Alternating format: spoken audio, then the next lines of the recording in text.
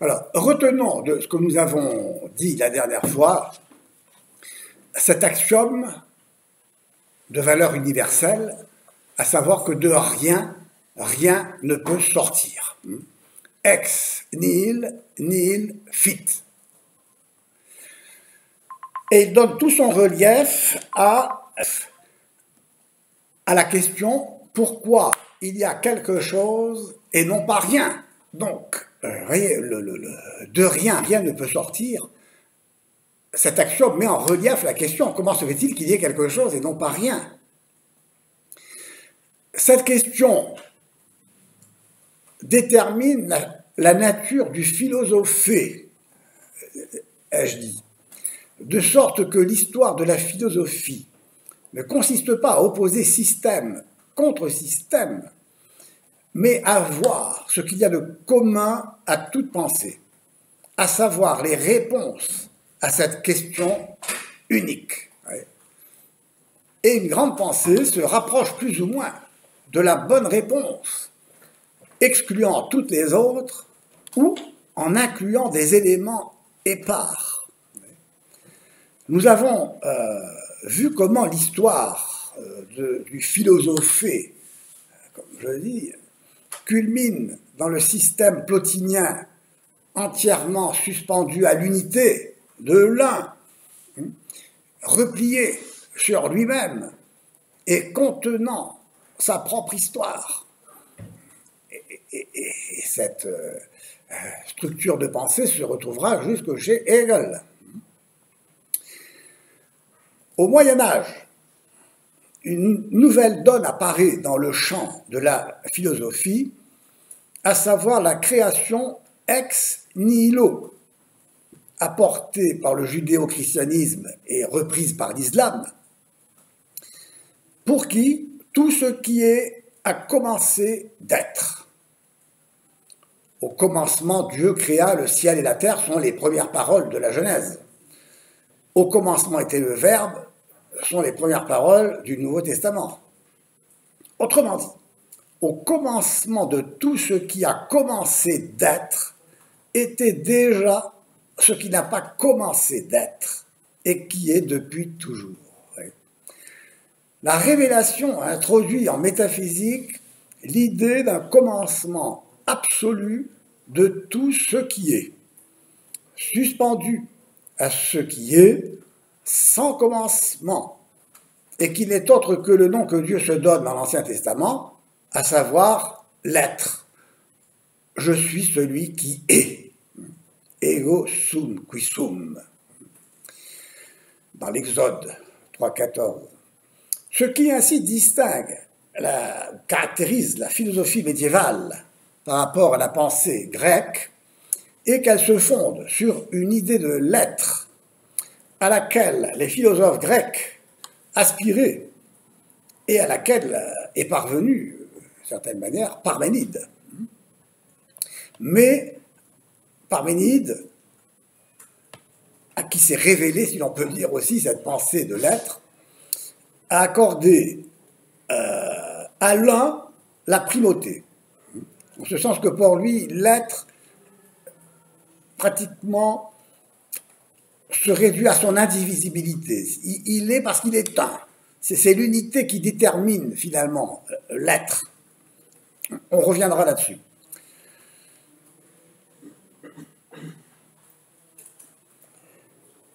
Quoi qu'il en soit, tout l'effort de la pensée grecque à la recherche du principe de tout ce qui est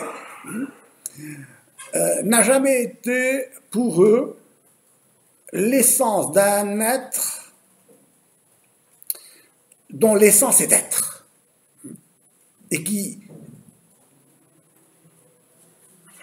épuise toute sa nature à être comme un acte parfait d'être.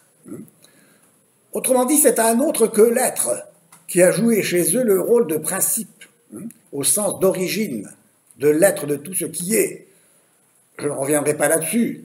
Vous vous souvenez, les présocratiques que Aristote a critiqué en disant qu'il se référait à un principe d'ordre matériel, etc. Bon, là, je considère tout cela comme acquis et on y reviendra de toute façon. Rien de plus connu, écrit Étienne Gilson, notre médiéviste français, que le premier verset de la Bible au commencement, Dieu créa le ciel et la terre. Ici, pas de trace de philosophie.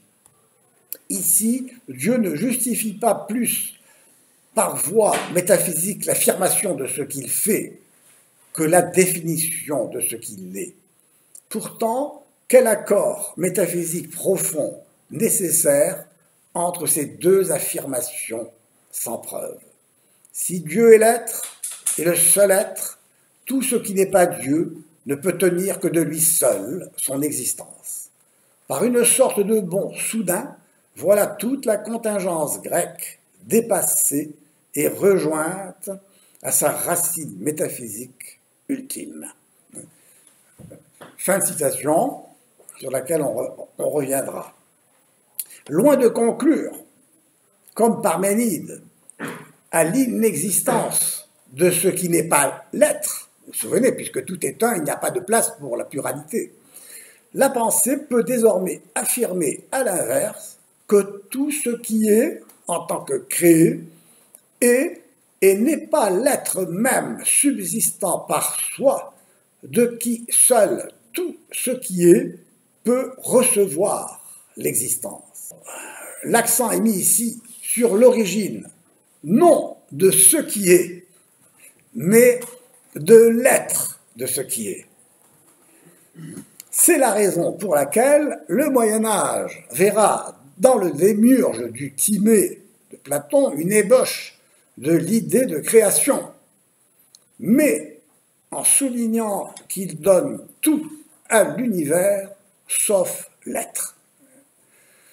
De même, le premier moteur d'Aristote apparaît bien comme étant la cause de tout ce qui est, mais au sens de tout ce qui est en mouvement. Platon et Aristote ont conçu le principe le premier en expliquant, comme tous leurs prédécesseurs, pourquoi l'univers est ce qu'il est, non pourquoi il est. La notion de creatio ex nihilo leur était étrangère. Ils ne l'ont pas saisie parce qu'ils n'ont pas distingué les étangs finis dont l'essence n'est pas d'être et l'être même subsistant par soi dont l'essence est d'être. Nous étudierons cela, évidemment. À l'opposé de l'un, qui est au-delà de l'être et du non-être, et qui est pauvreté, dénuement, indétermination pure, l'être par essence est richesse, suffisance absolue, complète indépendance à l'égard du dedans comme du dehors. Il n'est pas en vertu d'autre chose que soi, ce qui serait au dehors, ou d'une essence interne qui aurait en soi le pouvoir de s'engendrer, qui serait autrement dit un pouvoir être et ferait de l'être un résultat. C'est comme l'esprit absolu l'esprit absolu de Hegel se confond avec son histoire.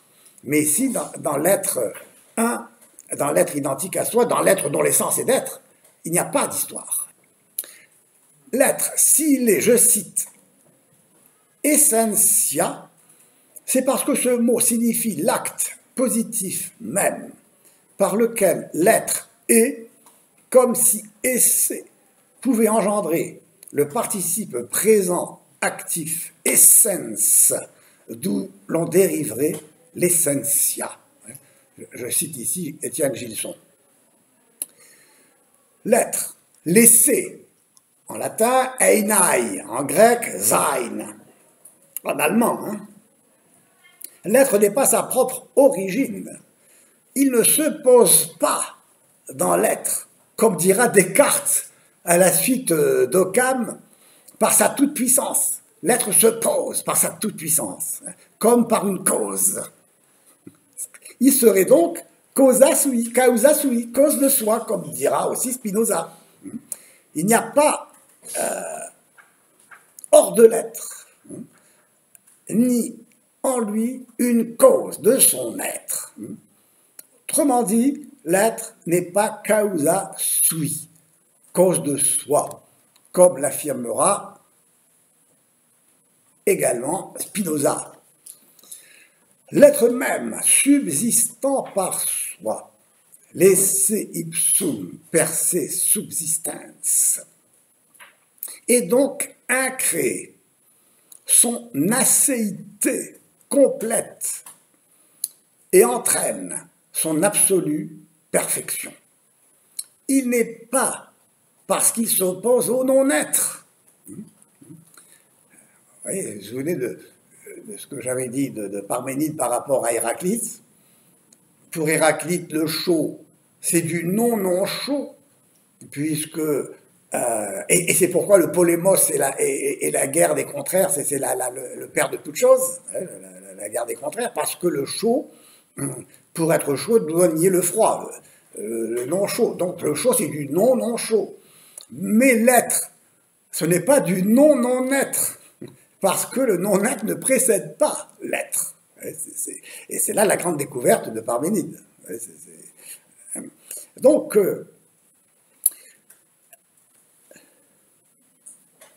l'être même subsistant par soi est incréé.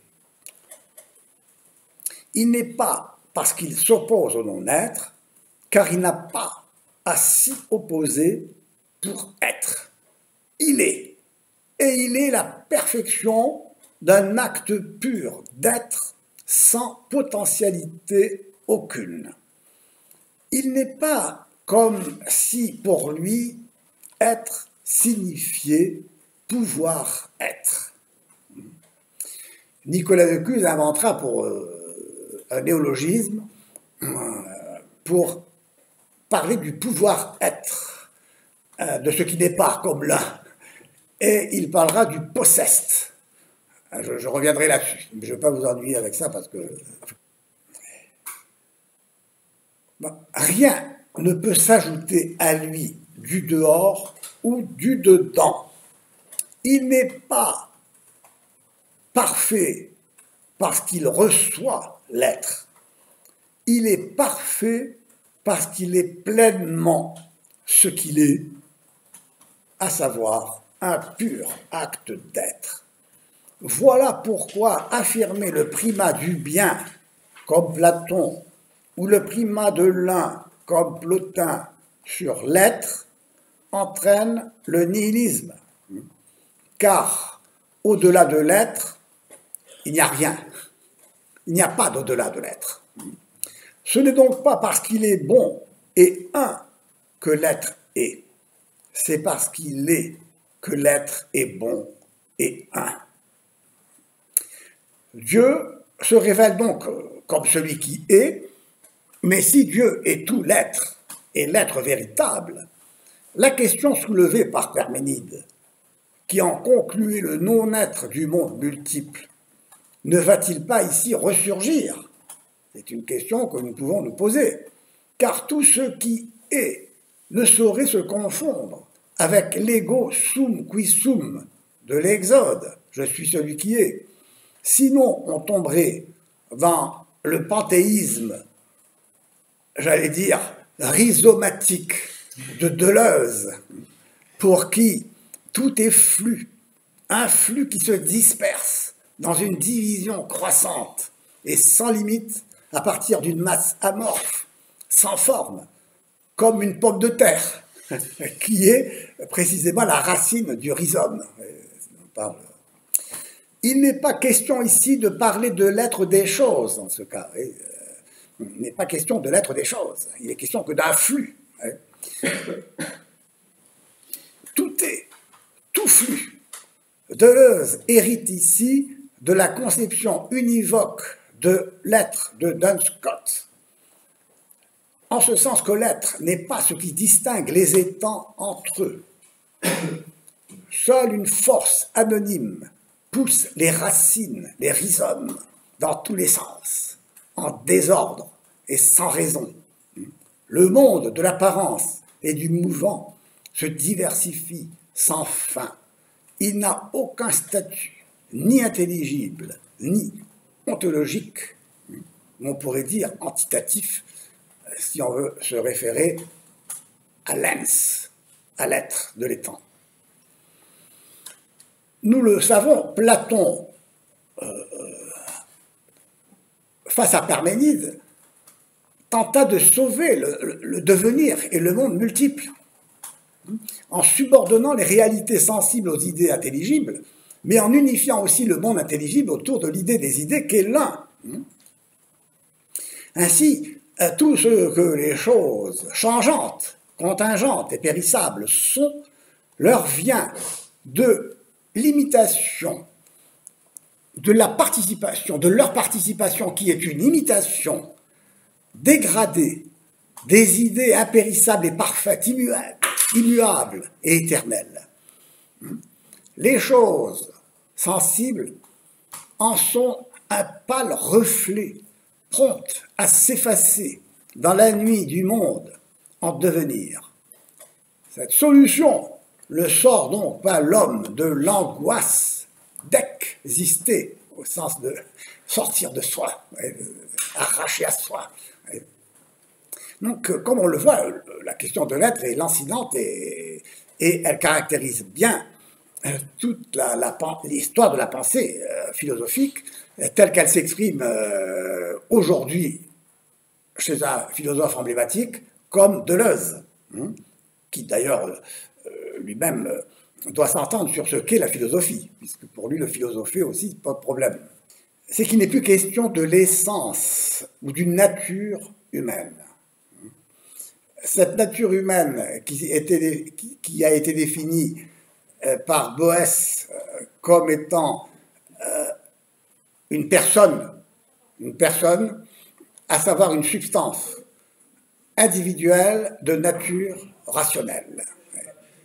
Justement, dans cette philosophie du flux, du devenir, de la division, la substance éclate au profit d'un relationnel, d'une communication rhizomatique, pour parler comme Deleuze, qui va dans tous les sens, et où il n'y a plus une substance, une présence qui permet à une personne, une perseuna, d'être indivise. Parce que justement, cette substance se caractérise par son indivision, c'est-à-dire son unité.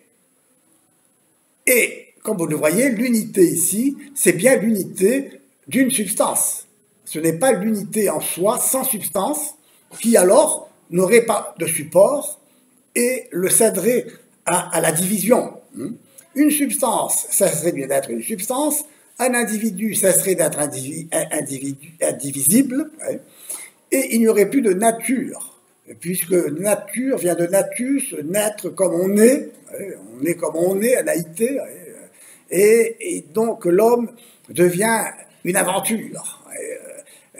Et cette aventure est justement sans raison, déraisonnable, irrationnelle, absurde. C'est bien la définition ici. Alors, la définition, non, le mot de définition ne vaut plus ici. Nous sommes devant un projet, devant un rêve, devant finalement, devant un concept à créer, quoi. Devant un concept à créer, quoi. Et c'est bien ce qu'est la philosophie pour Deleuze. Elle consiste à créer des concepts. Et des concepts qui, d'ailleurs, eux-mêmes épousent le flux, un devenir qui va dans tous les sens. Et ce qui fait que ce qui était considéré comme vrai hier, pour parler de vérité ici, ne l'est plus aujourd'hui. Et donc on est dans une rupture constante. Dans une rupture constante.